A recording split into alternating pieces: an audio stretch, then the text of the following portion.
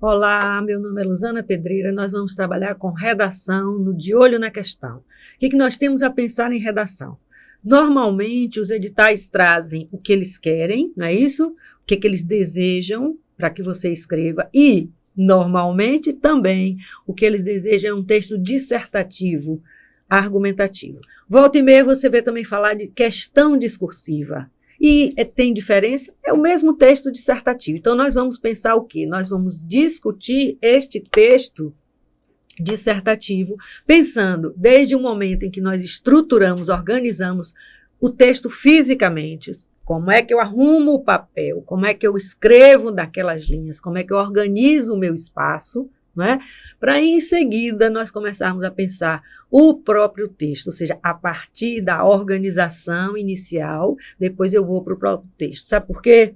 Porque um corretor, a primeira coisa que ele olha é o formato que você deu ao seu texto. Como o formato, professora? A organização, está limpo? Está arrumado? Está bem ajustado nas margens?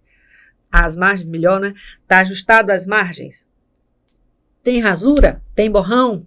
Então, nisso a gente não pode perder tempo. Então, a gente pensa a questão estética. Depois que a gente pensar a questão estética, aí a gente vai pensar a questão, como é que a gente vai dizer, organizacional do texto. Então, primeiro eu me organizo no papel, tá? E aí vamos pensar o seguinte, e como é que eu treino isso no papel? No próprio papel de treinamento, que será o papel de depois você fazer a prova. Então, eu preciso, desde o início, me organizar naquele formato de papel. A gente pensa que é fácil ficar escrevendo naqueles espaços de margem bem trabalhados, bem organizados. Inicialmente, não é. A minha letra tem que ser bonita. Não, a minha letra tem que ser legível. O professor precisa ler a minha letra, tá? O professor, naquele momento, se chama corretor. Então, ele não está ali para lhe ajudar, ele está ali para corrigir. Aquele professor que ajudaria em outro momento, agora vai corrigir o seu texto. Então, eu mudo de papel, que já fiz muitas vezes o papel de corretor também, né? Então, deixo de ser aquela que ajuda o aluno a construir o texto para ser aquela que não sabe quem é o aluno, porque o aluno vira um número para mim, né? Um número, um código de barras, e eu passo a observar aquele texto e mensurar a partir do padrão que me foi pedido para mensurar. Que padrão me foi pedido? O padrão de correção que me foi dado pela banca. E aí a gente olha este padrão e este texto organizado da forma como a banca deseja, tá? Então, pensando nisso, a gente tem que observar o seguinte, a nossa prova discursiva, não se esqueça, essa prova discursiva é uma... Por que discursiva? Porque ela é de discorrer. O que é discorrer? É discutir, é falar sobre. Então, toda prova dissertativa, até narrativa, é uma prova discursiva. Eu vou discorrer sobre alguma coisa, eu vou escrever sobre alguma coisa. Ora, tendenciosamente, as bancas pedem a dissertação argumentativa, não deixando de pedir a dissertação expositiva. Mas há bancas em alguns momentos que dizem assim, você vai escrever um texto. O edital diz assim, no dia da prova você vai saber, claro que ele não diz exatamente assim, mas é isso que ele diz, no dia da prova você saberá se é narração, se é descrição, se é dissertação. Aí você diz, pô, e eu estudo com os 3 formatos, porque na hora que você discute, pode narrar, pode descrever, tá? Então, o tempo inteiro, a prova discursiva ela vai ser cobrada de mim como? Primeiro passo. Quando eu pego o edital e olho para ele, tem lá a prova discursiva. Às vezes tem escrito temas da atualidade, não é assim? Atualidades, você pô, o que ele chama de atualidades? Tudo que está acontecendo por esses dias, tá? Tudo que está acontecendo agora, por exemplo. Nos últimos tempos, eles têm colocado no edital, melhorou. Tem colocado no edital o que eles querem de atualidades. Então, quando você pega o edital que tem lá atualidades, volta e meia tem atualidades e entre parênteses para a prova discursiva. Aí, uma vez um aluno me perguntou, mas professora, a prova vai ser dissertativa, como é que ele botou prova discursiva? E qual a diferença? Discursivo vem de discurso, discurso vem de discorrer, discorrer é discutir. Então, você discute uma ideia, você discorre acerca de um tema, você disserta, Tá? Então, primeira coisa que tem, o tema, acabei de falar, ele vai dizer, às vezes, temas da atualidade. Dependendo da banca, nós vamos ter temas mais voltados para o que está acontecendo realmente no momento. Noutras bancas, temas mais filosóficos. Como mais filosóficos? Uma coisa que está acontecendo no momento. Então, por exemplo, a questão das fake news. Há bancas que vão pegar fake news para falar sobre as próprias fake news. Há bancas que vão pegar as fake news para falar como é a influência disso na vida das pessoas. Como é que eu me deixo influenciar por isso? Essa banca vai pegar um tema mais filosófico, tá? Como é a relação do novo ser humano diante das redes sociais? Diante do que está acontecendo nesse fenômeno de redes sociais. Você vai dizer, mas as redes já estão... Não estão antigas, não. As redes vêm no final do século XX e agora mais boom maior no século XXI. Então, final do século XX, a gente tem um início, né? Uma internet de bate-papo, um bate-papo bem incipiente, depois você vem Orkut, algumas outras coisas, e vai evoluindo, e hoje a gente tem tantas redes para trabalhar. Essa influência e essa mudança ocorre de que maneira na vida das pessoas? Você já passou pela rua e viu todo mundo num ponto de ônibus com o celular na mão, ou não viu? Percebeu? Então, pensar a prova de redação é pensar o cotidiano, é observar o cotidiano, e analisar. Tudo pode ser uma prova. Quando eu passo pela rua, um outdoor pode virar um tema de redação para mim. Tá? Um outdoor está lá. Aí, agora é mais fácil. Eu pego meu celular, fotografo e monto o tema. Acabou, tá feito. Não preciso ficar, meu Deus, o que é que vai ser? O que vai... Não. Tudo é possível para se discutir. Porque discutir é o que a gente faz nesses textos. Só que a gente discute com alguém que não conhecemos, né? Eu, por exemplo, viro sua corretora. A gente discute com esse alguém, e ao discutir com esse alguém tem uma caneta vermelha na mão. E aí esse alguém vai cortando o que eu escrevo. É diferente de discutir com os meus amigos num momento de descontração, num momento de diversão. Você discute também. Quando você discute eleições, você está discutindo, você está fazendo texto discursivo. Quando você está fazendo texto dissertativo. Quando você discute futebol também. Tá? Você pode até narrar como foi o gol. Mas depois você vai discutir se era ou não era impedimento. Olha você discorrendo. Tá? Então, primeiro é o tema. A respeito de quê? Respeitou o tema? Não respeitou o tema? Qual é o tema? Fez o tema de forma clara, de forma coerente? Depois vai o conteúdo. Como foi? Foi original? Copiou os textos motivadores? Porque tem textos motivadores ali. Fez cópia dos textos motivadores ou fez recriação de texto?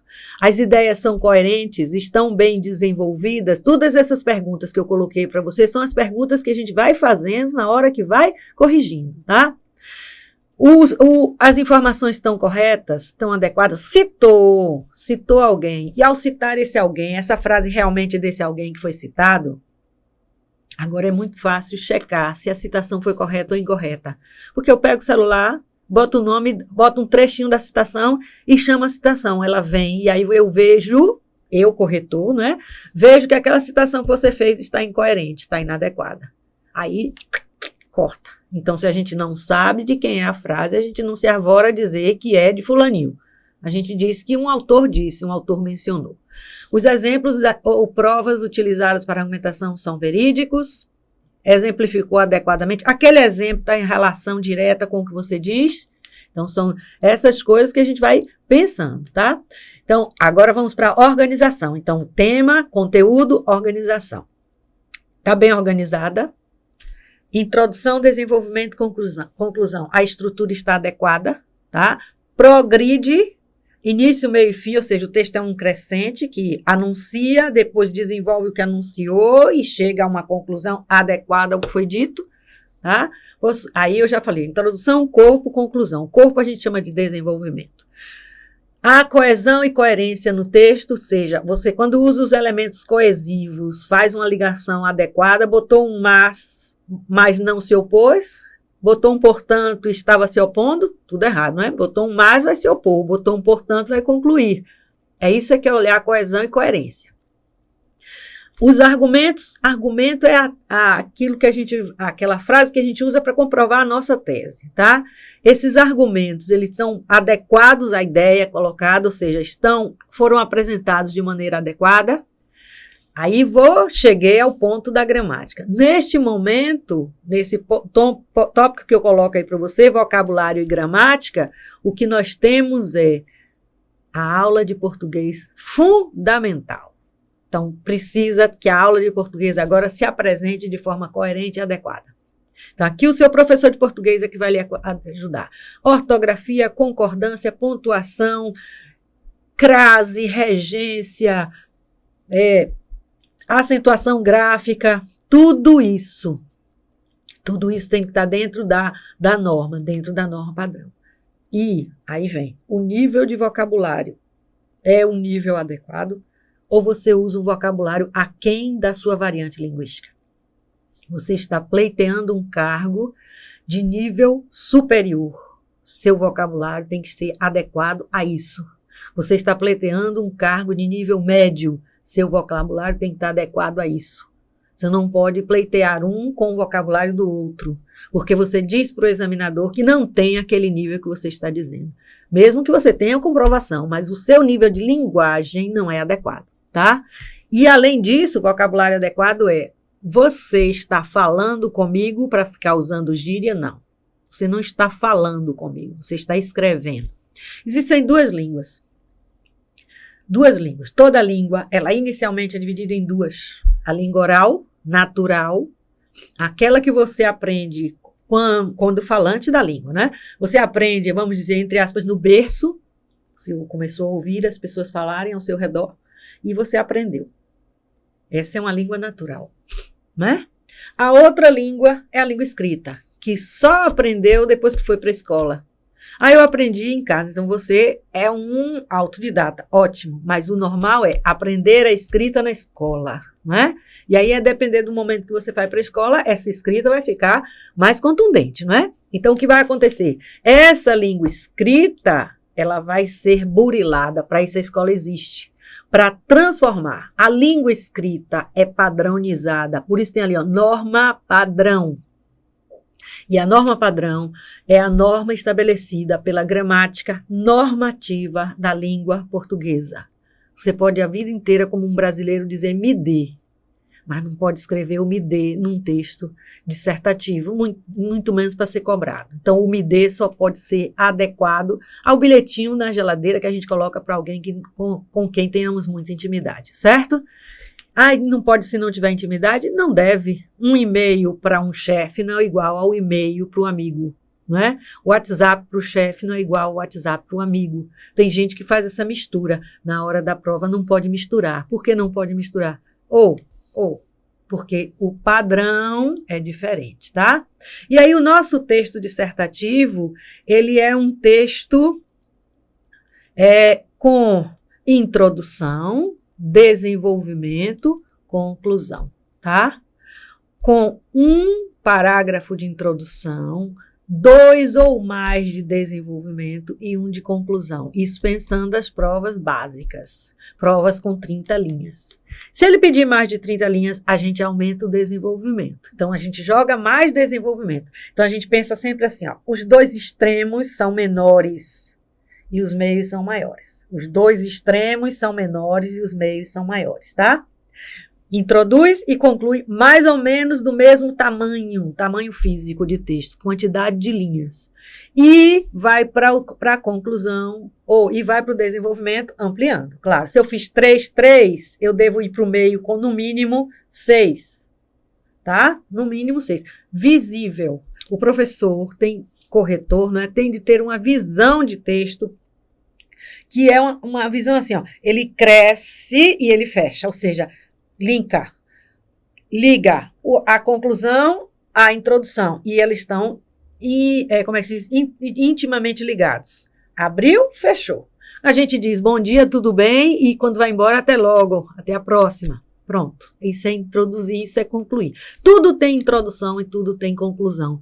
Mesmo que você não tenha um parágrafo específico, não deve começar nada direto. A questão dizia, cite 3 características Do sujeito. Aí eu vou na minha área, né? Cite 3, defina e caracterize o sujeito. É o termo de que se diz alguma coisa. Não dá, né? Sujeito é o termo sobre o qual se declara alguma coisa. Quando a gente não sabe, quando começar, como fazer a introdução, a gente reescreve a pergunta.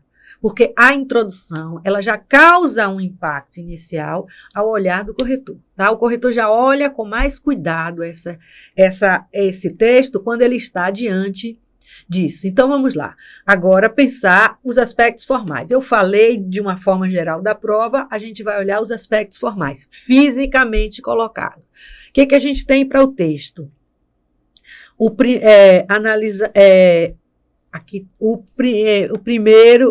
Analisando o primeiro, regras como.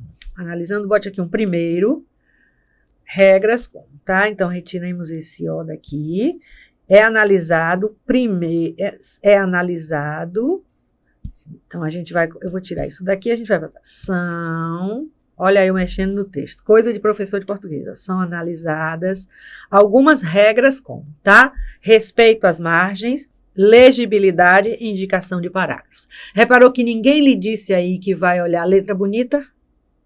Não diz. Diz legibilidade. Então, minha letra não tem de ser bonita? Não, ela tem de ser legível. Legível. Então, respeito às margens, legibilidade. E qual era o outro? Se lembra? Indicação de parágrafos. Respeito às margens. Está aqui, ó. Existe uma margem aqui e uma margem aqui. Eu marquei para você as duas. Não pode ultrapassar nenhuma delas. E não deve fazer uma outra margem. Então, quando a gente olha para este texto, esta pessoa fez adequadamente o uso das margens. Tocar. Se eu deixar um espaço mínimo, não tem problema nenhum. Mas não pode criar, por exemplo, uma nova margem, tá? Que viesse aqui, ó, por exemplo. Não pode. Tem que tocar as margens. Isso é um trabalho enjoado, porque a gente já tem que botar a mão para aprender a encosta de um lado e encosta do outro. Adentramento de parágrafo, é isso aqui.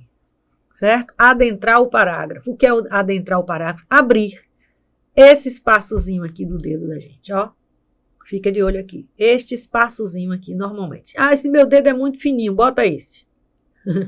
Não tem que, agora tem que manter o tamanho, tá? Então, mantém esse espaço e vai. Meu olho de corretor tem de olhar e perceber que essa pessoa fez 2 parágrafos. Não é pelo fim que eu olho, é pelo início. Também não pode fazer espaço, fazer o parágrafo ligado à margem e fazer espaço duplo entre um parágrafo e outro. Não pode. Até porque se você fizesse isso, quantas linhas você perderia? Não é? Está legível? Está. A letra é bonita? Não sei se é bonita ou não, mas eu leio. Eu leio, o ser humano é social, necessita de viver, e aqui já comete um deslize, ó, o professor de português já vem aqui, ó, necessita de viver em comunidade. Não, necessita viver em comunidade. Há um erro? Há. Mas eu leio. Então, se eu leio, já li um globalização aqui com letra maiúscula, e globalização deveria estar com letra minúscula. Então, a gente já vai vendo as coisas, tá? E vai observando. Nesse momento, a depender da banca, tem um ponto que se chama apresentação, que, a depender da banca, é um ponto dentro de estrutura, ou então é um ponto à parte, tá? Mas depois a gente fala acerca desses formatos de como eles vão avaliar. Letra legível, olha que bonitinho, mas olha como ela vai passando. Esse ela é a pessoa, viu? Não sei se é uma menina ou um menino, não sei com quem eu estou lidando aqui, eu digo ela porque eu falo a pessoa, tá? Ela vai passando e deixa os espaçozinhos. Vai descontar se o texto estiver muito bom ou não. Se a banca exigir, quero rigor em margem, vai. Mas adentrou o parágrafo, sim, letra legível, sim. Uns pequenos espaços, muito mínimos. É mais cruel o passar do que o deixar um pouquinho, tá? Isso aqui passa mais rápido do que esse de cima, porque extrapolou. Principalmente nessa linha 4, porque passou uma vírgula. Reparou que a vírgula tá... Se a gente for dizer assim, ó, olhe só, se fosse uma máquina, olhe só o que está dentro da margem, a máquina não veria a vírgula. Então, se essa vírgula é fundamental, e ela é, em outras palavras, essa vírgula é fundamental, a máquina não veria essa vírgula. tá? Seguinte, o que a gente tem para olhar? Impossível de ler, repare.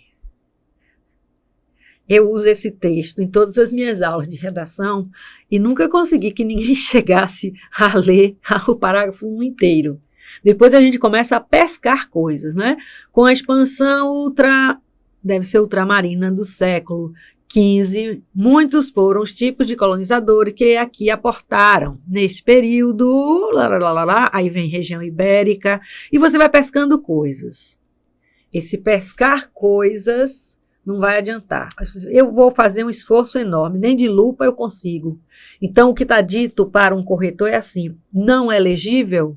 Não leia, não tem como ler, nem que você queira. Então, esta é uma prova para 0. Por quê? Porque ela é totalmente ilegível. Não é por má vontade, é porque ela realmente é ilegível, tá?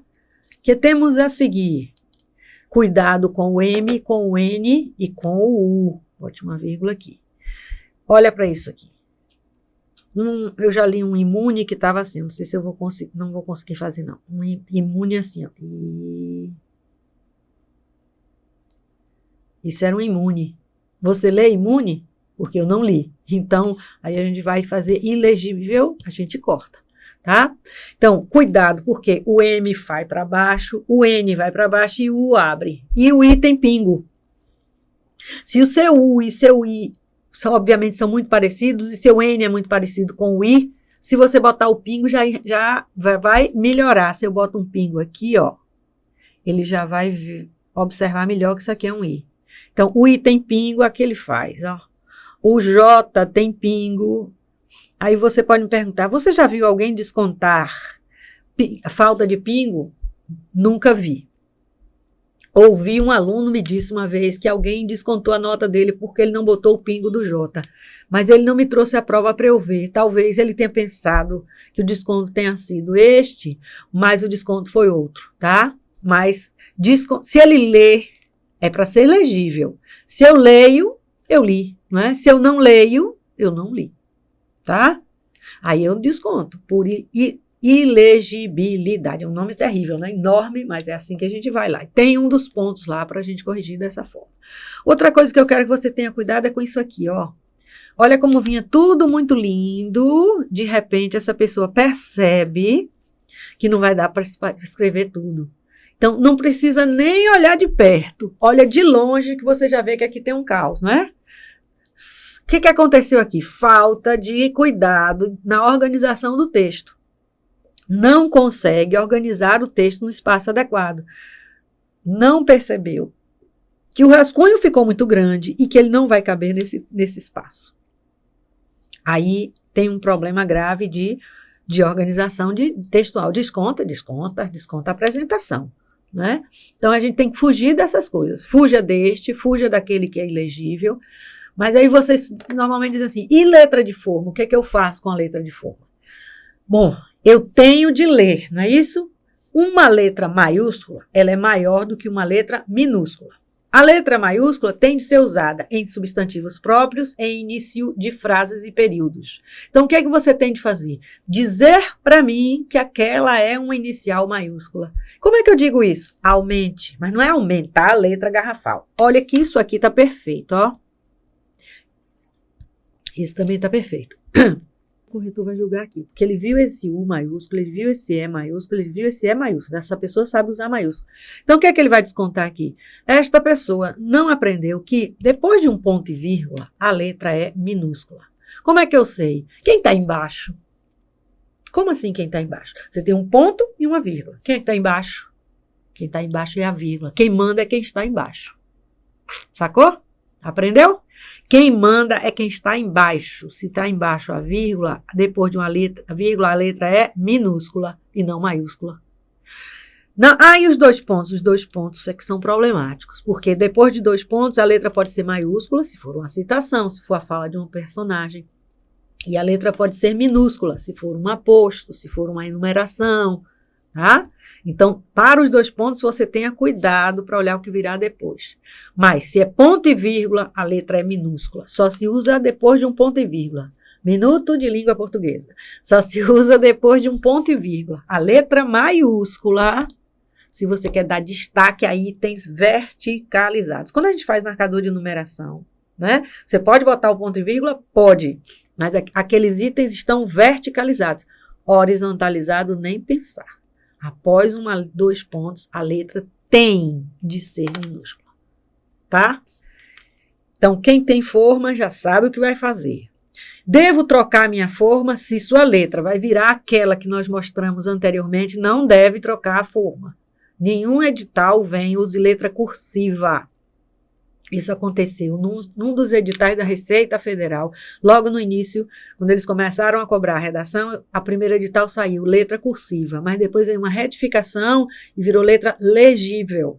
Se algum edital lhe disser letra cursiva, aí sim, você tem que escrever, não pode escrever letra de forma ou letra chamada bastão, tá?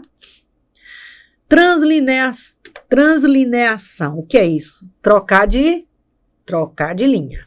Separação silábica. Bom, é isso aqui que a gente vai fazer. Quem faz a translineação é o hífen, não é um sublinhado. Então, não posso pensar em trocar e usar um sublinhado, não. É hífen que separa a sílaba. O novo acordo chama atenção para isso também, hein? Então, veja que é isso aqui que eu vou fazer. O hífen, ele preenche o espaço de uma letra. Então, por isso eu lhe disse aqui, ó, não se deve deixar apenas uma letra pertencente a uma palavra no início ou no final de uma linha. Quando você faz isso aqui e aqui, ele está lhe dizendo o seguinte, pô, se você botou uma letra para baixo ou deixou uma letra em cima, ela caberia, já que outra letra cabe exatamente no lugar do hífen. Então, pense que quando você digita o hífen é digitado no lugar de uma letra. Então, se ele é digitado no lugar de uma letra, ele tem que ocupar o espaço de uma letra quando você escreve também, tá? Além disso, nós temos de pensar o seguinte, ó, se essa translineação vai coincidir com o hífen da palavra, o hífen corresponde a uma letra. Então, eis tem hífen, eis alferes. Se eu corto no hífen, este hífen é o hífen da separação e este hífen é o hífen da palavra. Se você cortou em cima do hífen, você deixou o primeiro hífen é o da separação silábica. Então, qual era a palavra que a gente tinha antes? Era moralmente, se eu não me engano. Então, você cortou no moral, botou o hífen. Quem é a próxima letra? É o M. Se eu corto em guarda-chuva, se eu boto guarda, hífen, aí vem a chuva. Só que antes de chuva tem um hífen. Então, se a gente cortar em cima do hífen, esse hífen tem de ser, como é que se diz? Utilizado na linha seguinte, entendeu? Ó, e o primeiro hífen é o hífen da separação, o segundo hífen é o hífen da palavra, tá? Não se esqueça disso. Se ficar na dúvida, não corta em cima de um hífen. Toda vez que a gente tem dúvida de uma palavra, como é que escreve? Dúvida de um hífen, a gente não usa aquilo, a gente passa a usar uma outra situação. Então, eu folgo antes, né? Folgo antes e dou espaço para depois, tá? Então, esse eis alferes, por exemplo, eu folgo antes e desço a palavra inteira. Tem gente que tenta burlar o processo, não sabe usar o hífen, aí tenta burlar o processo assim.